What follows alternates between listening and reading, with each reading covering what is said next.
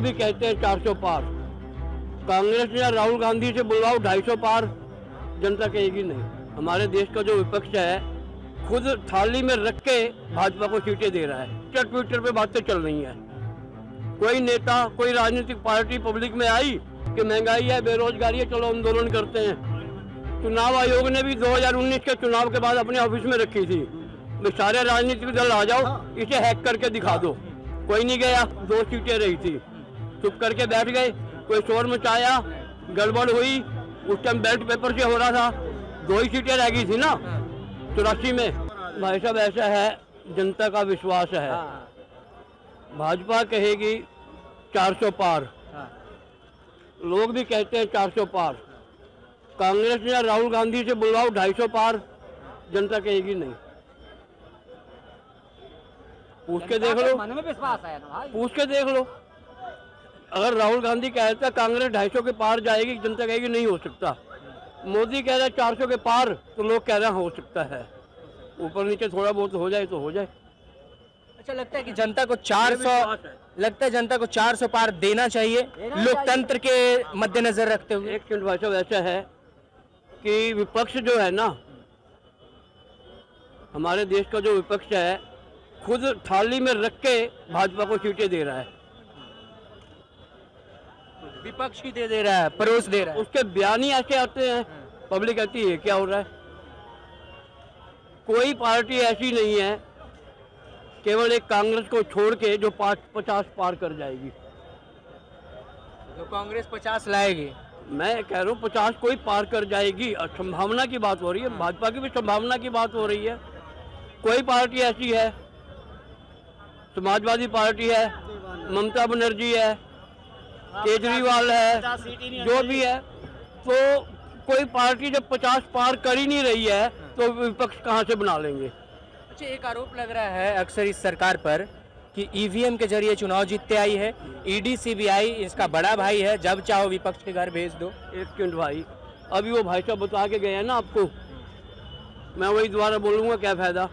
जहाँ जहाँ ये ईवीएम से जीते हैं वो कहे ईवीएम में गड़बड़ है, इसलिए हमें यह जीत मंजूर नहीं है, हम ये सरकारें छोड़ रहे हैं। मजा आ जाएगा। जहाँ सरकार बन जाए वहाँ ईवीएम ठीक है। और इनको इन वीर जी से मेरे अंकल के दे रहे हैं, इनको ये नहीं पता जहाँ जहाँ से कांग्रेस की सरकार बनी है उसमें टाइमिंग कितने दिन की थी, 4 दिन की, 5 दिन की। जहाँ पर 20 दिन की टाइमिंग मिला वहाँ बीजेपी की सरकार है। ये चीज नहीं बोलेंगे, ये ये चीज नहीं बोलेंगे। अब जवाब लेते हैं। पंजाब में आम आदमी पार्टी की सरकार बनी, बीजेपी को कितना टाइम मिला? एक मिनट, जवाब ले लेते हैं, पहले मैं लाऊंगा। बीजेपी को कितना टाइम मिला? 12 दिन के बाद रिजल्ट डिक्लेयर हुए थे। अगर बेईमानी करनी है तो 12 दिन बहुत है। एक मिनट, अब 1 मिनट रुको। दूसरा ये कि विपक्ष जितना भी है, 3 दिसंबर को भी वो कह रहे थे कि 3 दिसंबर को देख लेंगे, जो 5 राज्य विधानसभा के चुनाव हो रहे थे। देख लिया 3 दिसंबर को क्या हुआ। ठीक है, सोनिया कह रही थी कि हमारे पास तेल लगाना बाकी बचा है। किसी ने उन्हें समझाया तेल लगाना नहीं, तेलंगाना बाकी बचा। ठीक है जी, तो इसलिए ये एक ऐसा मुद्दा है ईवीएम, विपक्ष हमेशा रोता ही रहेगा। अगर ये विपक्ष इतना प्रबल मुद्दा है तो क्यों नहीं जाके चुनाव आयोग में सारे विपक्ष वाले धरने पे बैठ जाते। 1 मिनट, अब धरने पे बैठ जाते कि हमें ईवीएम से चुनाव नहीं चाहिए, बैलेट पेपर से चाहिए। कौन सा दल चुनाव आयोग में गया कि हमें बैलेट पेपर चाहिए? कोई नहीं गया। सुप्रीम कोर्ट कोई गया कि ईवीएम पे रोक लगाओ? कोई नहीं गया। 1 मिनट जी, कोई नहीं गया। सुप्रीम कोर्ट के वकील निकले हैं, नेता कोई नहीं गया। ओके जी ना। और पब्लिक के अंदर कोई आंदोलन हुआ महंगाई को, बेरोजगारी को, केवल ट्विटर पे बातें चल रही हैं। कोई नेता, कोई राजनीतिक पार्टी पब्लिक में आई कि महंगाई है, बेरोजगारी है, चलो आंदोलन करते हैं, केवल ट्विटर पे बातें हो रही हैं। चलिए इनसे अब जवाब लेते हैं। अब देखिए, ये सुन लीजिए इन्होंने क्या कहा। हाँ, सुन लिए। इन्होंने जो बात कहा आपने ध्यान में रखा। चलिए अब बताइए आप इनका जवाब। अब ये बोल रहे पंजाब में पंजाब में तो 10 से 12 दिन थे। आपको ये नहीं पता था कि वहाँ पर किसान आंदोलन था और किसान को सबको पता नहीं था। अगर वहाँ पर हेरा फेरी करता तो सारे विश्व में फैल जाता कि वहाँ पर किसान के साथ में इतना अत्याचार हुआ है और किसान कैसे वोट दे दिया बीजेपी को, तो पकड़ा जाते सारे जगह, पोल खुल जाते हैं इनके। एक आधे वहाँ हाथ जोड़ के बैठे रहे, ठीक है। देख लीजिए, इनका एक जवाब तो फैल हो गया पंजाब का। रहेगी बात, आपने बोला किसी पार्टी ने बोला ईवीएम के ऊपर सवाल उठाया, आपको शायद जानकारी नहीं होगा, राहुल गांधी भी खोल के रखा सबको। वहां पर कोर्ट में आपको टाइम दिया गया, हर चीज को हाथ देखा जाएगा, टाइम दिया जाएगा। ऐसा आप अगर पूरा सुन के बताया कीजिए भाई जी। अच्छा, आप अभी इलेक्शन कमीशन का बयान आया था कि अच्छा हाँ, जवाब दे दीजिए।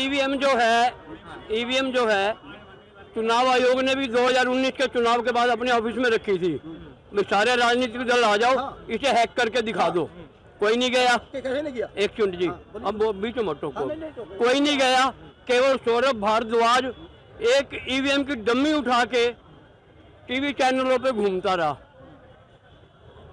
चुनाव आयोग के दफ्तर तक कोई नहीं गया। रही किसान आंदोलन की बात बाबूजी ने की, उस समय किसान आंदोलन का सबसे बड़ा चेहरा राकेश टिकैत, किसान आंदोलन का नेता था ना, हर तरफ उसके नाम की धूम थी।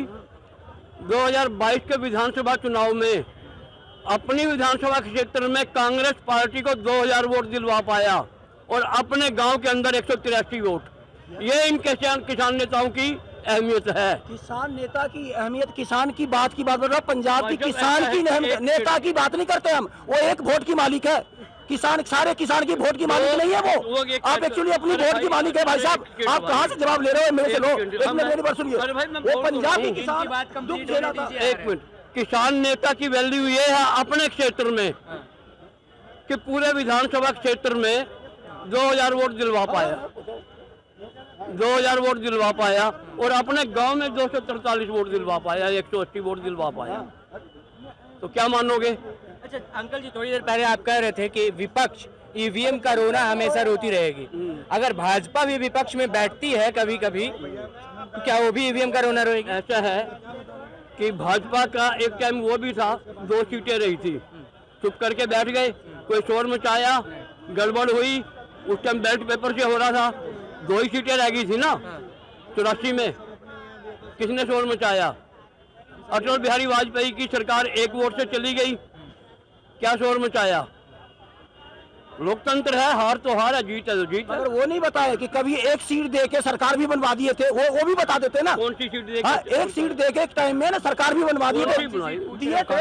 अब इनको क्या बताया यार, इनको फिर भूल जाते। अब हमारी सब चीज पूछे। ये तो बताया कि एक सीट के जरिए किनकी सरकार नहीं बनी थी। अब आप बताइए कि किनकी सरकार बनवाई थी? बनवाए थे उस टाइम, कांग्रेस की एक सीट दिया गया था। अब तो पूरा डिटेल दे देगा कि मैं सीट दे रहा हूँ।